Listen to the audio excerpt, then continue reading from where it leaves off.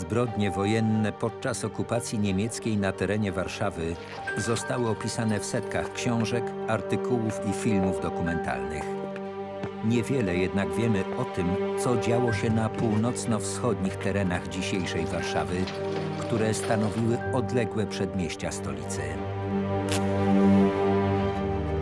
Tajemnicza postać Kata Białołęki, odpowiedzialnego za morderstwa, masowe egzekucje i inne formy prześladowania polskiej i żydowskiej społeczności, pozostaje anonimowa.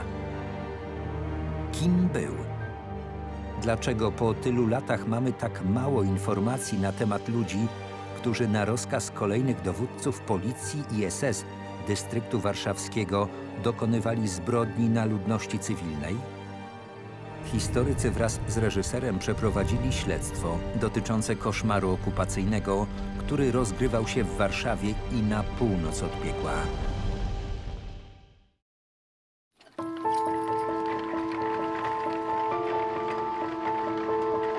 Dla Białołęki, jak i dla wielu innych miast Rzeczypospolitej, wojna zaczęła się już rankiem 1 września 1939 roku. 1 września nad Białołęką i okolicami rozegrała się jedna z największych bitew powietrznych. Pamiętajmy, że na Warszawę tego dnia Niemcy puścili 200 Messerschmittów, Polacy mieli do obrony 30 maszyn i to jednak starego typu. Polscy piloci z brygady pościgowej i lotnictwa Armii Modlin starli się w rejonie Bugu i Narwi z Messerschmittami, eskortującymi niemieckie bombowce lecące nad Warszawę. Po brawurowym polskim ataku niemieckie bombowce zrzuciły bomby na pola i zawróciły do Prus Wschodnich. Zobaczyłem, że bombowce lecą i się tutaj walki w powietrzu rozpoczęły. Jeden z nich został trafiony.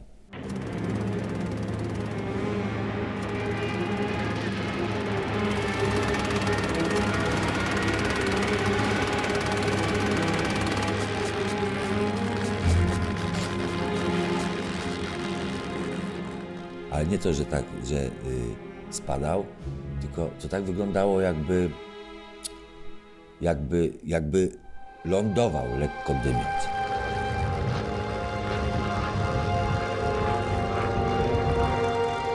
Polacy zestrzelili 16 samolotów niemieckich, sami tracąc bezpowrotnie 10 myśliwców. W walkach powietrznych zginęli m.in. kapitan pilot Mieczysław Olszewski, dowódca 123. Eskadry Myśliwskiej oraz wilnianin podporucznik pilot Anatol Piotrowski ze 152. Eskadry Myśliwskiej. Ich zestrzelone samoloty rozbiły się pod Choszczówką i Legionowem. Celem nalotów niemieckiej Luftwaffe w kolejnych 3 tygodniach oblężenia stolicy Polski było bombardowanie centrum Warszawy, infrastruktury, transportu oraz wodociągów. Jednak czasem niemieckie bomby spadały także na ówczesne przedmieścia stolicy.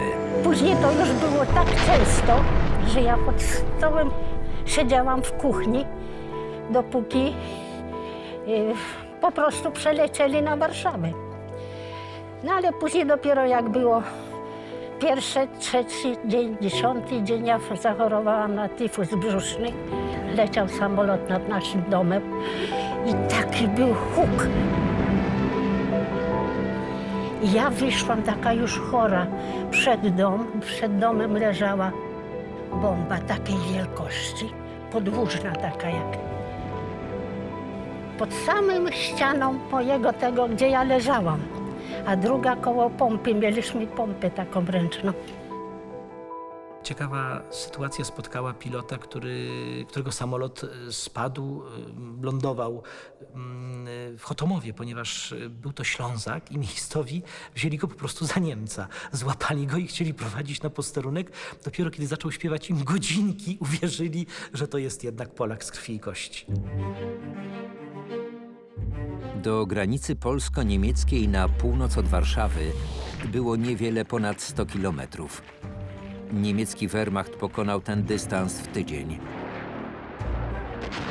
Po przełamaniu polskiej obrony na Narwi pod Nieporentem, a także miejscowością Dębę, 32. Dywizja Piechoty zajęła 15 września 1939 roku Tarchomin i Białołękę.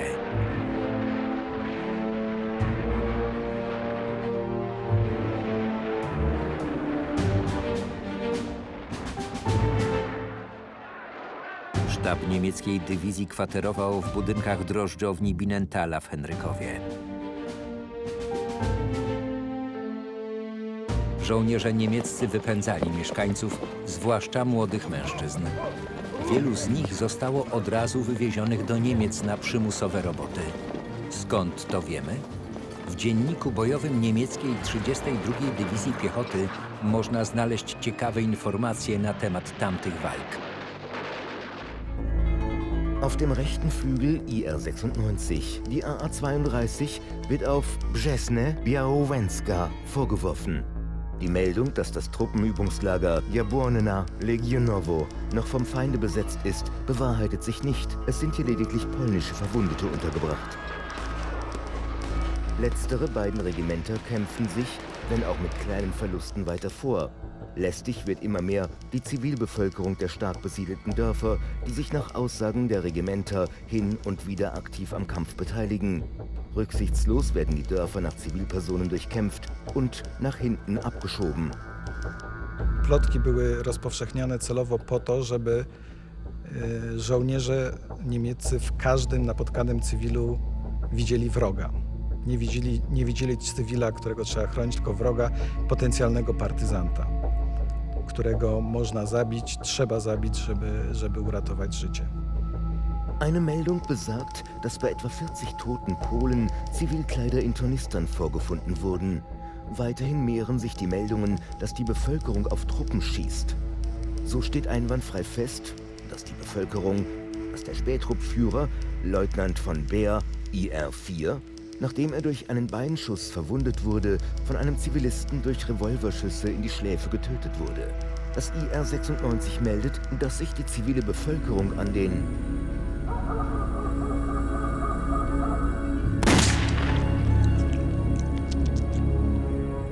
Budowano taką psychozę strachu, psychozę wrogości wobec każdego żywego, spotkanego człowieka. Należy podkreślić, że były to typowe działania Niemców w czasie wojny z Polską, spowodowane reakcją nieostrzelanych jeszcze w boju żołnierzy niemieckich. Odbierali oni każdy wystrzał za przejaw aktywności partyzantów. Niedoświadczeni żołnierze niemieccy wpadali w panikę partyzancką.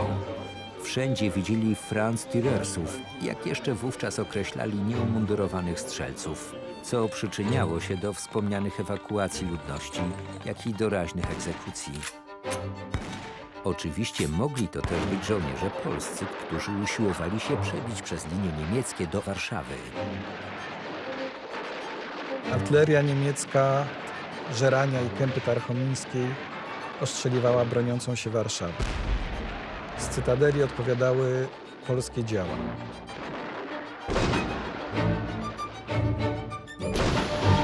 Tarchomin i Białęka stały się bezpośrednim zapleczem frontu. Pierwszych zbrodni Niemcy dokonali na Białołęce jeszcze podczas oblężenia Warszawy. Nie ma wzmianek o nich w niemieckich dokumentach. Jednak jest wysoce prawdopodobne, że nie wszystkim dowódcom oddziałów chciało się wypełniać rozkazy dostarczania podejrzanych cywilów, traktowanych jak partyzanci, do tymczasowych obozów przejściowych – Dulag. Inni dowódcy Wehrmachtu oczyszczali zdobyte miejscowości za pomocą doraźnych egzekucji. Udało nam się dotrzeć do świadka takiej zbrodni. Był nim pan Jerzy Jakubiak. Jako kilkuletni wtedy chłopak obserwował te zbrodnie ukryty z siostrą w pobliskich zaroślach. Wyprowadzili ich z baraku, prowadzili tu przez ulicę Modlińską. Modlińska była wąska i kostka była. Przez ulicę i przez tą pierwszą górę i między górkami tam miejsce znaleźli. I tam, proszę pana, ustawili ich tak jeden obok drugiego, takiej odległości i kazali wykopać dół. Łopaty oczywiście z sobą nieśli i ci ludzie wykopali taki prostokątny dół, wie pan, i ponownie ich ustawili, a z tyłu stali za nimi, za każdym jednym stał Niemiec. No nie, bo tam było Niemców 7, bośmy policzyli siostrą, 7 Niemców było, a ich 12. Ustawili to tak pierwszą grupę, bo to od razu 12 na raz nie mogli rozstrzelić. Więc ustawiali po 4 czy po 5, pamiętam. I ci, co wpadli już do dołu, to następni. I tak wszystkich rozstrzelali.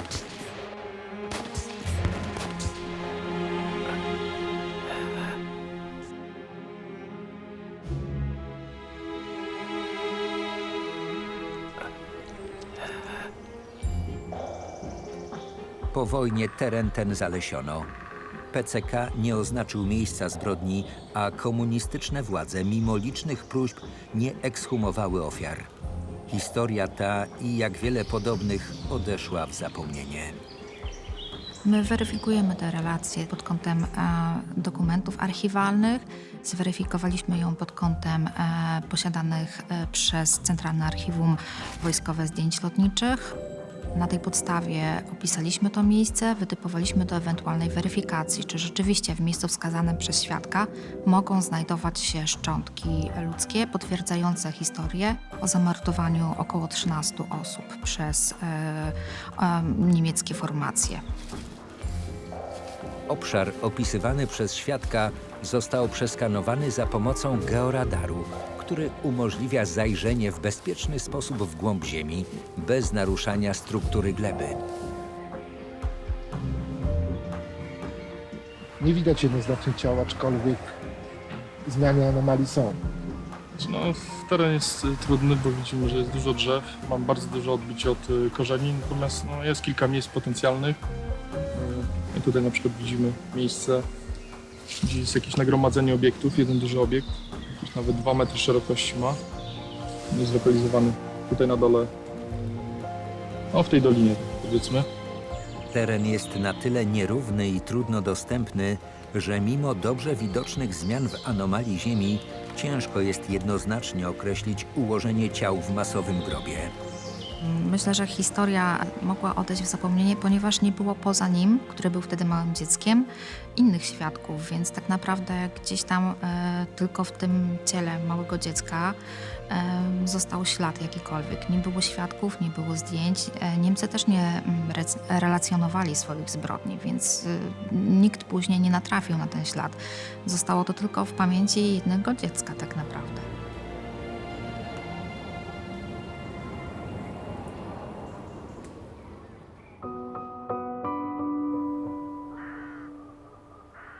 W październiku 1939 roku Wehrmacht przekazał zarządzanie okolicą w ręce cywilnej administracji okupacyjnej.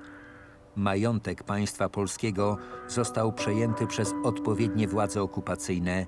Niemal od razu rozpoczął się też proces odbierania majątku Żydom oraz Polakom uznanym za wrogów narodowo-socjalistycznych Niemiec. Okupant w celu realizacji polityki okupacyjnej, czyli zapewnienia sobie spokoju, bezpieczeństwa, jakiegoś takiego porządku i realizacji swoich celów takich gospodarczych też, przysłał na ziemię okupowanej Polski policję porządkową. Jedną z formacji policji porządkowej była żandarmeria, która pełniła służbę przede wszystkim na terenach wiejskich i w małych miastach. To były po prostu takie małe oddziały, silnie uzbrojone, które były kierowane do większych akcji, na przykład do likwidacji gett, albo do jakichś większych egzekucji, czy zwalczania partyzantki w lasach. Policji porządkowej służyli w zasadzie wyłącznie Niemcy. Policja porządkowa była przesłana z Rzeszy, to byli pojedynczy funkcjonariusze, to były też całe oddziały, które zostały przesłane na ziemię polskie. Natomiast one oczywiście nie wystarczały. Ich było zbyt mało, tych ludzi, więc bardzo szybko zaczęto werbować miejscowych Volksdeutschów. Do utrzymania porządku i działań interwencyjnych na terenie Białołęki i okolic został utworzony pluton żandarmerii pod dowództwem hauptmana Karla Lipschera. No, był sadystą. Generalnie to tak to wyglądało, że tutaj w tych naszych miejscowościach dookoła, to żandarmeria była postrzegana o wiele gorzej niż gestapo. Tutaj mieszkańcy nasi, to tam nawet niezależnie, czy byli w konspiracji, czy nie byli, stale byli narażeni na utratę życia i majątku. Z rąk oczywiście tych żandarmów, nie? No, nie oszczędzali nikogo złodzieje. Zeznania jednego z konfidentów niemieckiej żandarmerii, niejakiego Stanisława Kukowskiego, zlikwidowanego przez polskie podziemie, wskazują, że Lipscher miał około 40 lat. Potwierdzają to informacje zawarte w dokumentach Bundesarchiv, wyraźnie stwierdzające, że w 1944 roku Lipscher miał 44 lata. Pochodził on z zamieszkanego głównie przez Niemców regionu Sudetów, Sudetenland w granicach dzisiejszych Czech. Podobnie jak Adolf Hitler był weteranem I wojny światowej. Kukowski miał poznać go już w 1913 roku, a spotkali się ponownie dopiero w 1941 roku w Warszawie. Lipscher był także bardzo gorliwym wykonawcą okupacyjnego prawa. Prawa, które miało zapewnić Niemcom przestrzeń życiową na wschodzie i przy okazji wykorzystać ludność cywilną jak najmocniej, jak najbardziej dla wzmocnienia wysiłku wojennego III Rzeszy. Raporty składane przełożonym przez żandarmerię podwarszawską są pełne opisów gorliwości Lipschera. Lipscher był człowiekiem okrutnym. Lubił osobiście znęcać się nad złapanymi Żydami i podejrzanymi Polakami. A dla władzy niemieckiej każdy Polak był podejrzany, zaś każdy Żyd miał być unicestwiony. Jeden z cudem ocalałych Żydów opisuje taką scenę. Łapali żonę prezesa Judenratu z Kołbieli. Jeden leśniczy ją chycił. Była z dzieckiem. Zaprowadzili ją na posterunek polskiej policji. Lipschera nie było, czekali, w końcu przyszedł. Zaprowadzili tę kobietę i 6 Żydów, którzy pochodzili z Warszawy, z Pragi. Na ich oczach rozstrzelali tych Żydów. Lipscher podszedł i strzelił w kierunku dziecka kobiety, które ona trzymała na ramionach. Wtedy zaczęła uciekać. Biegła jak szalona, ciągle trzymając dziecko w chuście. Ale Lipscher miał psy.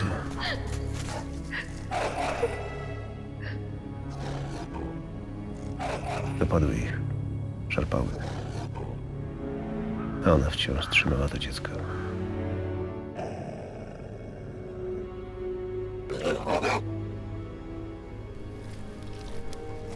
W końcu podszedł i strzelił. Aż psy się rozbiegły. Dlaczego z tak licznych egzekucji zachowały się tylko zeznania świadków? Co się stało z dokumentacją niemieckiej policji porządkowej, która w obowiązku miała prowadzić pełne raporty?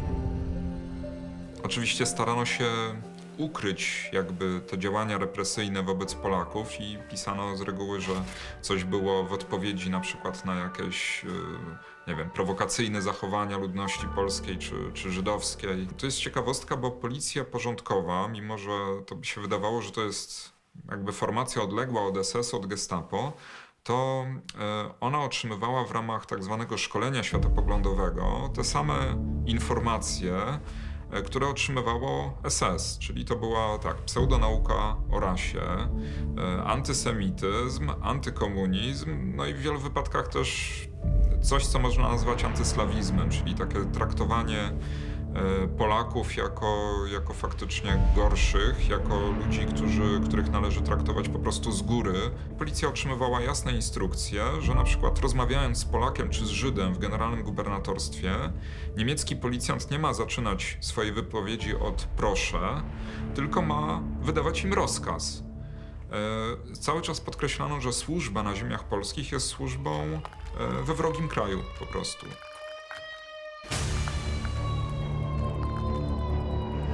Hitler miał ogromne plany wobec częściowo zniszczonej Warszawy. Stolica okupowanej przez Niemców Polski miała być 10-krotnie zmniejszona, pozbawiona zabytków i sprowadzona do rangi prowincjonalnego miasta. Przewidywał to plan Friedricha Pabsta, ówczesnego kierownika Urzędu Budownictwa Rzeszy. W Piekiełku, w okolicy dzisiejszego Tarchomina, powstał niemiecki obóz pracy, w którym przebywali żydowscy niewolnicy, zmuszani do budowania wału przeciwpowodziowego między Żeraniem a Jabłonną.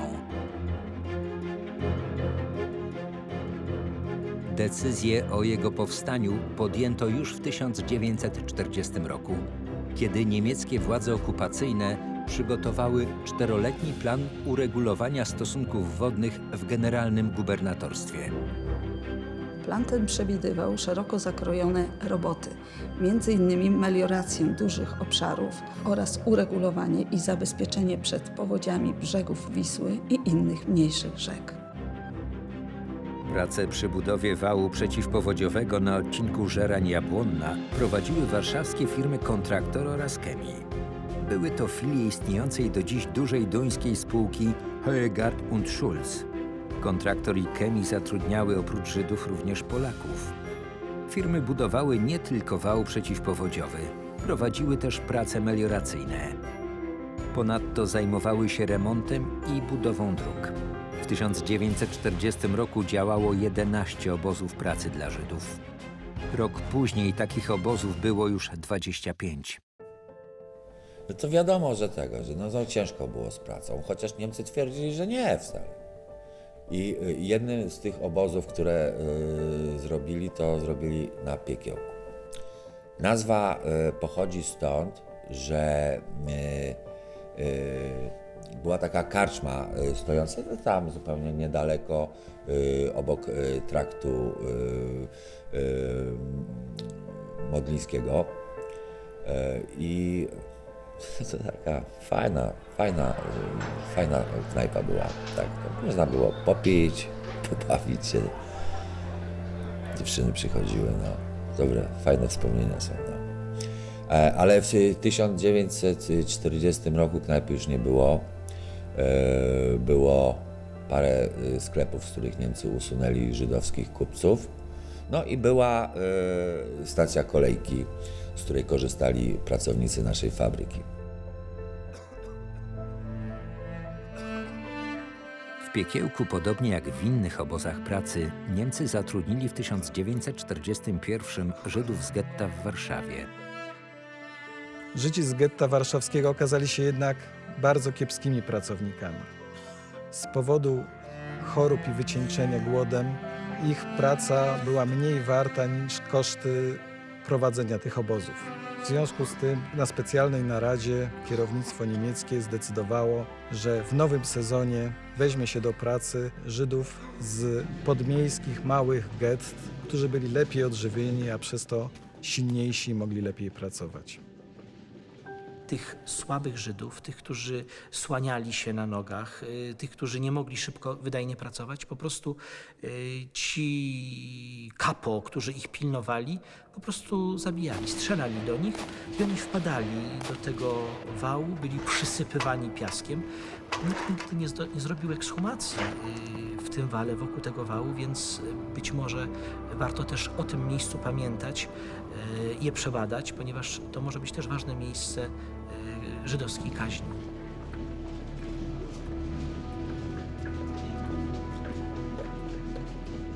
Przed rozpoczęciem deportacji ludności żydowskiej z dystryktu warszawskiego, tzw. Grossaktion, Niemcy podjęli jeszcze wiosną 1942 roku decyzję o skierowaniu do obozu w Piekiełku 350 robotników z getta w Legionowie i około 40 byłych żydowskich policjantów z likwidowanego getta w Otwocku. Opis obozu i warunków w nim panujących znamy dzięki ocalałym pamiętnikom Caleka Perechodnika. Przed wojną był on właścicielem kina w Otwocku. W czasie okupacji niemieckiej został żydowskim policjantem w otwockim getcie, potem robotnikiem w obozie w Piekiełku, który opisuje w pamiętnikach. Duży plac niezalesiony, ogrodzony wysokim drutem kolczastym. 2 duże baraki dla robotników. 1 mniejszy barak, w którym mieściły się wartownia Policji Żydowskiej, magazyn żywnościowy i miejsce, pokój komendanta. Studnia na placu. Z daleka widać duży dół, służący za ubikację, ogrodzony deskami. Na placu kręcą się robotnicy, przeważnie ubrani w łachmany.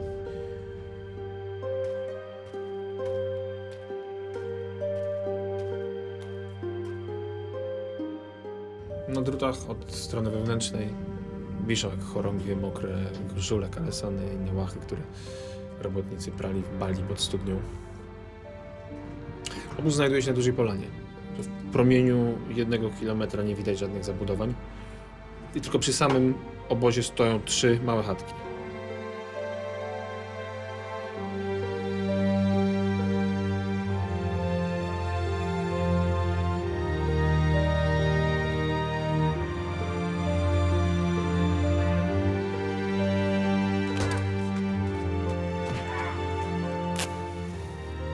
W tym samym pamiętniku napotykamy ślady zbrodniczych wyczynów plutonu pod dowództwem Hauptmana Lipschera. Jak się okazuje, był człowiekiem chciwym. Calek Perechodnik wspomina jego niespodziewaną wizytę w piekiełku. Kazał Lipscher wszystkim robotnikom w obozie ustawić się w szeregu i wygłosił taką małą mowę. Wszystkie posiadane pieniądze, złoto, dewizy natychmiast macie mi oddać? Robotnicy mogą pozostawić sobie 20 zł. Każdy, do kogo podszedł Lipscher, oddał wszystko, co posiadał akurat w kieszeni, aczkolwiek wiedziano, że Lipscher nie przeprowadzał osobistych rewizji. Wystarczył sam strach przed jego osobą, paraliżujący wszelkie samoistne ruchy Żydów. Pieniądze wrzucano do czapek, które trzymał w ręku Lipscher oraz drugi żandarm. Jak do czapki wpadał góral, to znaczy 500-złotowy banknot, to z miejsca znikał w kieszeni trzymającego czapkę. Mniejsze zaś pieniądze szły widocznie do ogólnego podziału.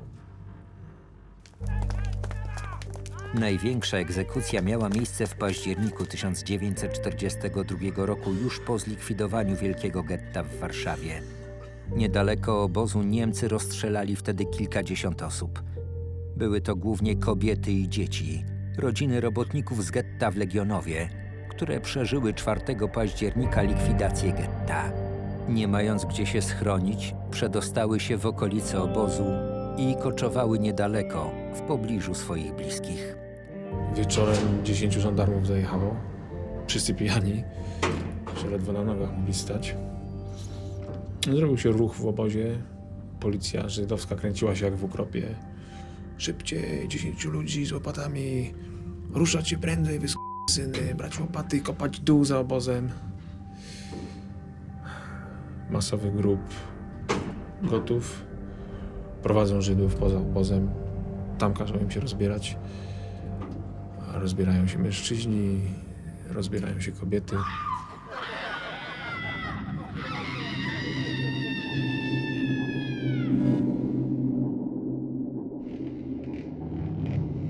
Kładą się na ziemi.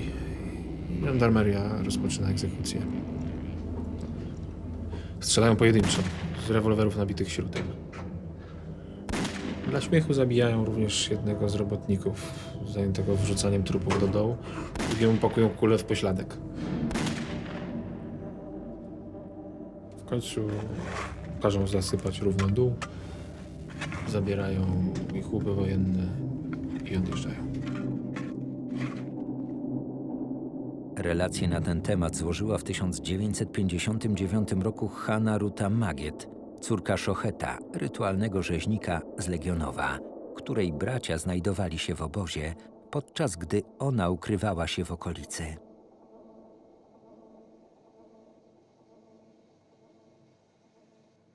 Zebrali 68 kobiet wraz z dziećmi. Wzięli jednego z lagru, który akurat nie pracował, żeby tymczasem kopał grób. Policja żydowska miała pilnować, żeby żaden z tych nieszczęśliwych skazańców nie uciekł. Mieli za to odpowiadać własnym życiem. Po kilku godzinach tego strasznego oczekiwania przyjechali Niemcy. Kazali się wszystkim rozebrać do naga. Niemcy zebrali wszystkie kobiety i dzieci nagie, nad samym dołem, w szeregu i strzelali po kolei.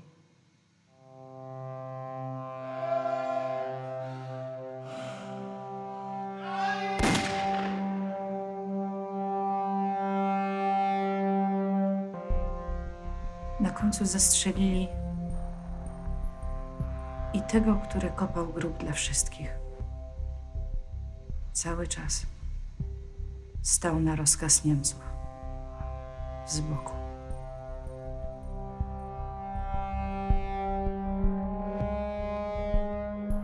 Tak Calek Perechodnik, jak i Hanna Magiet nie widzieli egzekucji na własne oczy. Szczegółów dowiedzieli się jednak niemal natychmiast po niej od bezpośrednio obserwujących te zbrodnie. Jedynym naocznym świadkiem, którego relacje znamy, jest pani Krystyna Dyszkowska ze Świdrów Starych. Zaczęli wychodzić z drzwi jednych, gdzie ten barak stał, zaczęli wychodzić ludzie. Tak jak dzieci do szkoły szli parami. Jedna para, druga para, trzecia. I niedługo jeszcze dalej. Ile tam szło, nie wiem, bo ja pobiegłam do tej sąsiadki. Weszliśmy na strych. Oni mieli większy dom i na strychu mieli takie spore okienko. Z wyglądami. To była spory ten szereg tych dzieciaków, tak jakby do szkoły to wszystko. Idą normalnie tą dróżką, wychodzili z tego. Później takie było rądko małe przed krzyżem. Z krzyżem, proszę pana, za krzyż zakręcili i za krzyżem była taka nizina, trawka była. Tam było zawsze wilgotniej. I tam kopali dół. Żydzi kopali dół, nie widzieliśmy. Wykopali taki długi dom i proszę pana, takiej długości, że mogło 7 osób stać. 8, może 6, no nie wiem. Tak stali jedni przy drugich nad tym dołem. A szerokość dołu była człowieka. Jak już stali, cały ten brzeg zastawili ci ludzie, wtedy karabin maszynowy. Trak, po nich wszystkich jedzie, stuka, oni wpadali. Odrobina chwila, bo to słońce było, był piękny dzień, słońce było widno, wszystko widzieliśmy.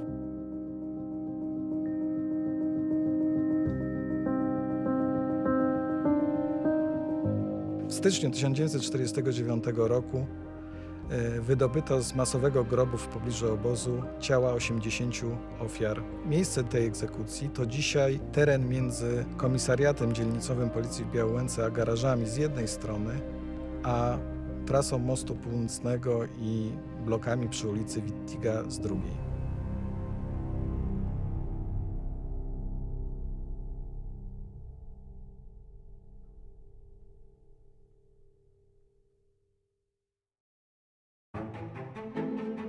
Przez rok podejmowane były próby uzyskania dostępu do 3 teczek z danymi osobowymi dotyczącymi Karla Lipschera. Niestety, Bundesarchiv mimo licznych maili i pism milczał. Oni mają takie specyficzne przepisy dotyczące udostępniania takich informacji osobowych o funkcjonariuszu, który powiedzmy nie był gdzieś tam takim powszechnie znanym funkcjonariuszem aparatu okupacyjnego i prawdopodobnie z tego względu chronią jego prywatność.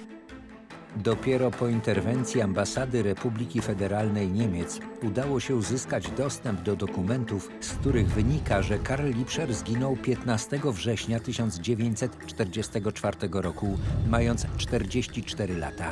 Przyczyną zgonu był samozapłon broni typu Panzerfaust podczas szkoleń, które sam prowadził.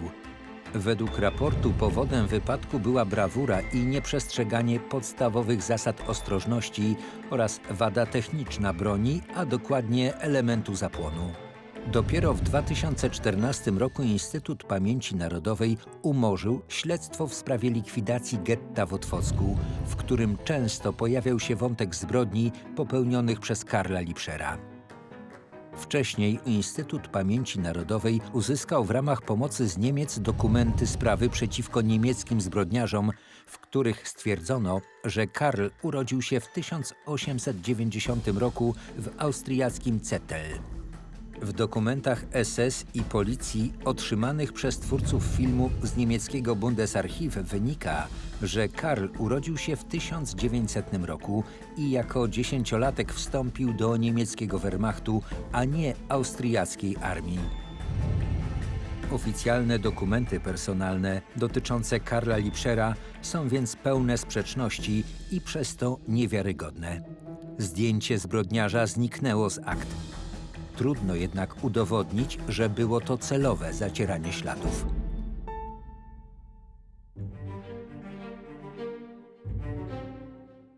Białołęka nie była okolicą wyłącznie rolniczą. Oprócz zamieszkałych przez kolonistów niemieckich oraz polskich rolników wsi i niewielkich majątków ziemskich, funkcjonowało na tym terenie kilkanaście fabryk i zakładów przemysłowych. No, najbardziej znanym zakładem to były zakłady chemiczne i fabryka kosmetyków Henryk Spies i Syn. To była spółka akcyjna w Tarchominie.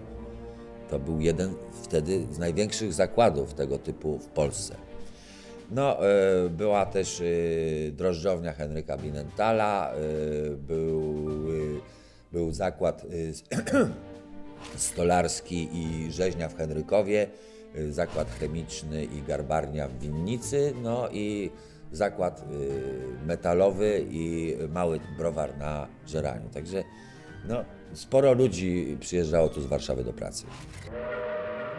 Przemysł zaczął rozwijać się tutaj dzięki wybudowaniu na przełomie XIX i XX wieku kolei nadwiślańskiej i wąskotorowej kolejki jabłonowskiej. Linia prowadziła z Jabłonny przez Buków, Dąbrówkę Szlachecką, Wiśniewo, Henryków, Piekiełko, Żerań, Śliwice do stacji Warszawa-Most. A stamtąd dalej przez Pragę, Grochów i Wawer aż do Karczewa. Trasę liczącą niecałe 20 km składy pokonywały w około godzinę. W czasie II wojny światowej linia kolejowa Warszawa-Nowy Dwór odgrywała bardzo ważną rolę strategiczną. Zwłaszcza w momencie rozpoczęcia walk na froncie wschodnim była ważnym źródłem zaopatrzenia wojsk niemieckich z terenu Rzeszy. Z tego powodu, zwłaszcza po 1941 roku, Armia Krajowa organizowała liczne akty dywersji na tej linii kolejowej, polegające na wysadzaniu, rozkręcaniu szyn kolejowych, uszkadzaniu lokomotyw.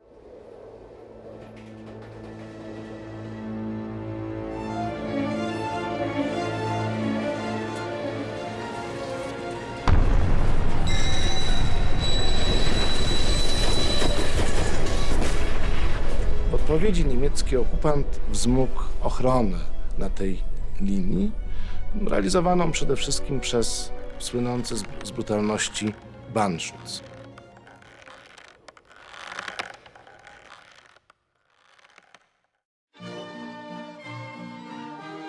Była to podstawowa droga komunikacji, umożliwiająca mieszkańcom Białołęki i Jabłonny dojazd do szkoły i pracy. A także, a może przede wszystkim ułatwiająca wyprawy warszawiaków po żywność, tak zwany szmugiel. Odważni mieszkańcy Warszawy jechali na przedmieścia, właśnie tu na Białołękę do Jabłonny i kupowali co się dało. No i z pomocą całej załogi ciuchci przewozili to do miasta. Teraz jest wojna, kto handluje ten... Odpowiednio przerobiony pociąg mógł przewieźć do 11 ton szmuglowanych towarów. Lewy tender podzieli na pół, także na górze dalej można było wozić wodę, ale na dole powstała taka komora, takie miejsce, gdzie spokojnie mogły się zmieścić, nie wiem, ze 4 świniaki.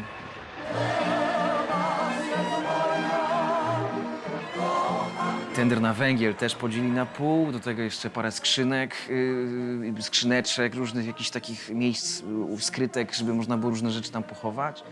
Gdy on się przekona, czym Pamiętajmy też o tym, że poszczególne stacje były ze sobą skomunikowane dzięki telefonom Ericssona, które były już na początku wieku zamontowane. To jedno z najnowocześniejszych technologicznych osiągnięć już tutaj u nas na Białęce było. I kiedy na stację przychodzili Niemcy, czekali na przyjazd pociągu, to zawiadowca stacji dzwonił na poprzednią stację i uprzedzał, żeby maszynista zatrzymał ciuchcie, żeby ci, którzy wiozą ten szmugiel, uciekli. A kiedy już ciuchcia przejechała poprzednią stację, to po prostu wysyłał chłopaka umyślnego, który biegł w te pędy. Ciuchcia nie jeździła szybko, to było mniej więcej 20 wiorst, tak to się wtedy określało. Więc z powodzeniem ją dopadał, maszynista zatrzymywał ciuchcie, ci, którzy mieli szmugiel, uciekali. No i były takie dni, na przykład przed świętami szczególnie, no, kiedy nie mogliśmy ludziom odmówić przewiezienia tego towaru do Warszawy, nie? No i jechaliśmy na tych schabach, tych szynkach, kiełbasach, tych połaciach słoniny. No. I tak to było popakowane, żeby tam temu ładunkowi oczywiście nic nie zagrażało, nie? No tylko nam trochę zagrażało.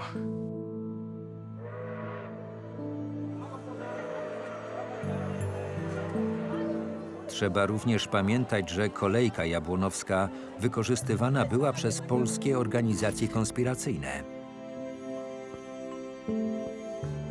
Między innymi Rada Pomocy Żydom Żegota, ratująca dzieci żydowskie z zaangażowaniem swej kierowniczki referatu dziecięcego Ireny Sendler, przewoziła sieroty żydowskie do kościoła w Płudach, gdzie opiekowały się nimi siostry franciszkanki Rodziny Maryi.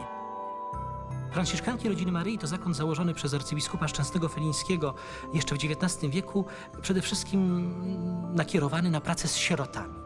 Matka Matylda Getter w dwudziestoleciu międzywojennym założyła wokół Warszawy sieć sierocińców, chociaż tego słowa bardzo nie lubiła. To były domy dziecka, które miały właśnie powstawać w przepięknych miejscach, w przepięknych okolicznościach przyrody i nie były takimi typowymi zakładami, gdzie było mnóstwo dzieci i wojskowy dryl. Każdy z tych zakładów miał szereg budynków, w których w takich rodzinkach, jak to mówiono, mieszkało od 8 do 10 dzieci. Namiastka normalności, namiastka normalnego domu.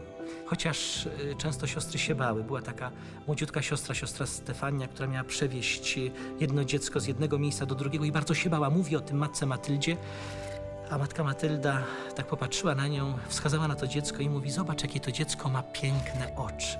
I to wystarczyło, żeby dodać odwagi.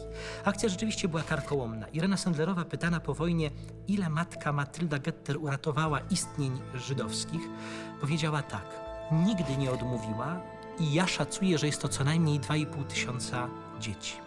I rzeczywiście żadne z tych dzieci nie zginęło, a zakład w Płudach jest takim wyjątkowym miejscem i wyjątkowym, można powiedzieć, epilogiem całej tej akcji, ponieważ kiedy w 1944 roku we wrześniu wchodził tutaj front, Niemcy wygnali wszystkich cywilów, pognali ich w kierunku Jabłonny, tam przez most pontonowy mieli dostać się do obozu w Pruszkowie.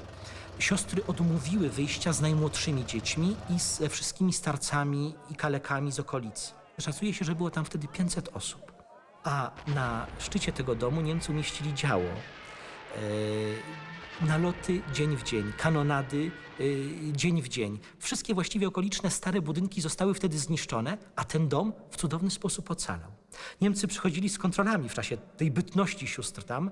Przychodził taki rudy Niemiec, który dzień w dzień robił kontrolę i groził, że jeżeli znajdzie chociażby jednego Żyda albo jednego księdza, to wszystkich zabije.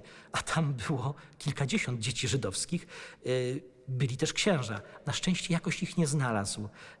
Kiedy dochodził do miejsca, gdzie były takie najmłodsze dzieci, 2-, 3-, 4-latki, Zanina i Spód, to wzdrygał się, bo mówił, że wyglądają jak zwierzęta. I szczęśliwie wszyscy ci, którzy w tym domu się ukrywali i sam dom, ocalały.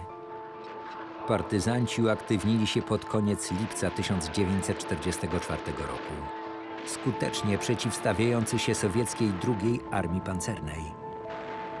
Wówczas na szosie modlińskiej przed klasztorem i zakładem opiekuńczym dla upadłych dziewcząt Przystań, prowadzonym przez Zgromadzenie Sióstr Benedyktynek Samarytanek Krzyża Chrystusowego, polscy partyzanci zabili 2 niemieckich żołnierzy, a 3 ranili.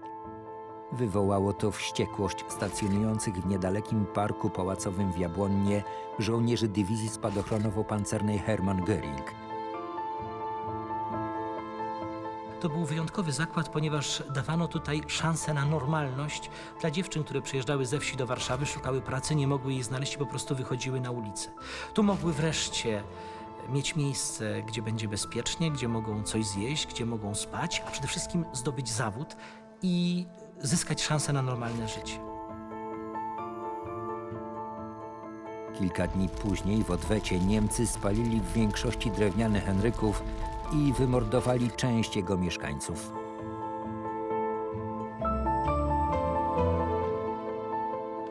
Kto z mieszkańców Henrykowa chciał się uratować z pożaru ucieczką, to Niemcy chwytali i wpychali bagnetami do płonących domów. Siostry z dziewczętami ukrywały się w piwnicach. Nasz dom został trafiony pociskiem. Może żołnierze z apteki wstawili się za naszym domem, bo go Niemcy nie spalili.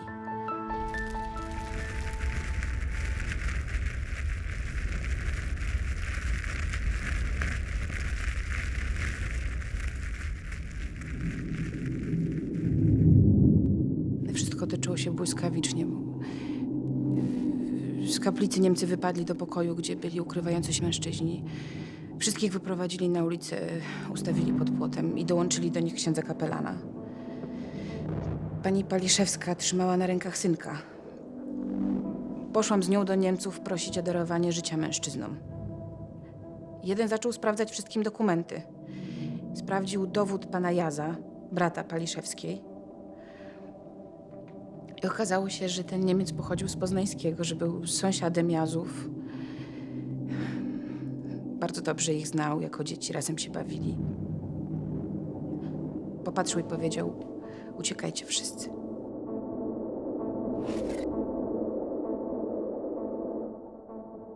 Dom ocalał więc w cudowny sposób, ale siostry musiały go opuścić. Dzięki pomocy Węgrów, którzy tutaj stacjonowali, siostry przedostały się przez Wisłę, przeszły przez Pruszków i po wojnie dwie wróciły tutaj, aby zobaczyć, co z ich dawną przystanią. Stwierdziły, że dom jest tak zniszczony, że nie nadaje się do wykorzystania, co jest trochę dziwne, ponieważ po wojnie działał tam dalej zakład dla Gruzinek, czyli prostytutek warszawskich, zarządzany przez magistrat miejski. Tym niemniej benedyktynki Samarytanki już do Henrykowa nie wróciły. 31 sierpnia 1944 roku Niemcy popełnili kolejną zbrodnię w Płudach. Mieszkający tam ksiądz Albin Kołakowski działał aktywnie w konspiracji. Prowadził nasłuch radiowy i kolportował zdobyte tą drogą informacje. Ktoś doniósł o tym Niemcom. Dzień przed tym do Płód przyjechał oddział niemiecki, który aresztował księdza Kołakowskiego i około 30 innych osób, w tym krewnych kapłana. Ksiądz Kołakowski uciekł. I Niemcy wtedy ogłosili, że jeżeli nie wróci, to wszyscy aresztowani z nim mieszkańcy Płód zostaną zabici. Ksiądz nie wrócił. A przetrzymywani tam na komisariacie w Henrykowie więźniowie zostali wywiezieni w nieznanym kierunku. Komm raus, ich zeige dir, was man macht, wenn man den Befehl hört. Aber schnell! Na los, los, los, weitergehen! Nikt nie przeżył, nikt nic nie widział. Do dzisiaj nie wiadomo, gdzie są pochowani.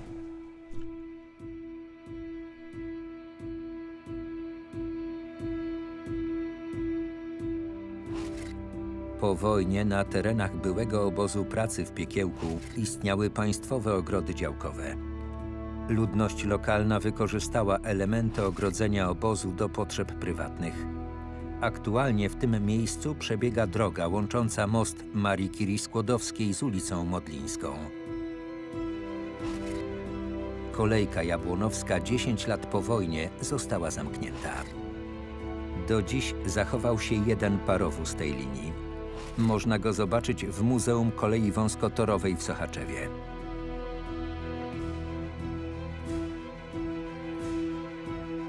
Siostry franciszkanki do dziś pomagają dzieciom. Z ich inicjatywy powstało Okno Życia na ulicy Chorzej. Perechodnik nie przeżył wojny.